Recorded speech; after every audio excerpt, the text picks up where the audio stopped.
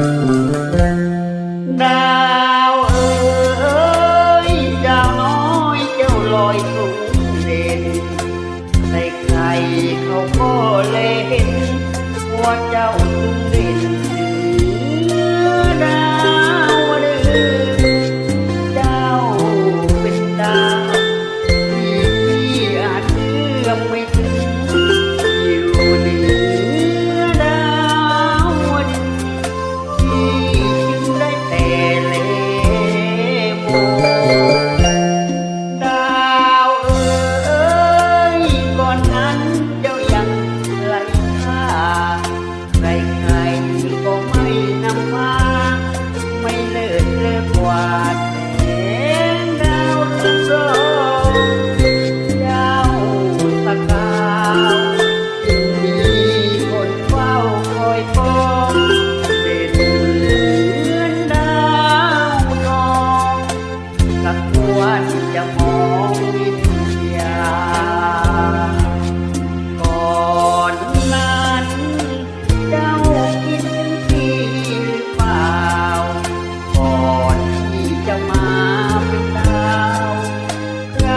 เขาส่งเจ้าเข้ามาเข้าชูจนเจ้าได้เป็นดารามีแสงมีค่าก็ได้เวลาก็เดือนร้อยดาวเอ๋ยอย่าหาว่าพี่เจ้าวันใดเจ้าปวดรวดร้าวตัวพี่จะเฝ้าแงนคอรอคอยเฝ้ารอทัก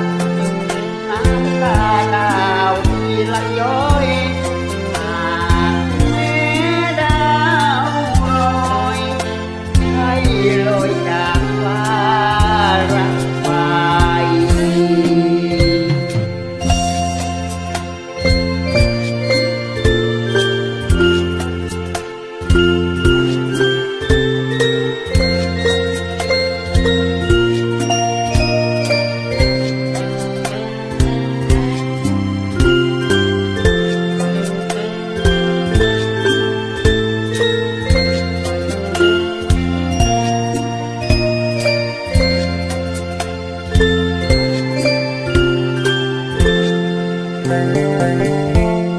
ดาวเอ๋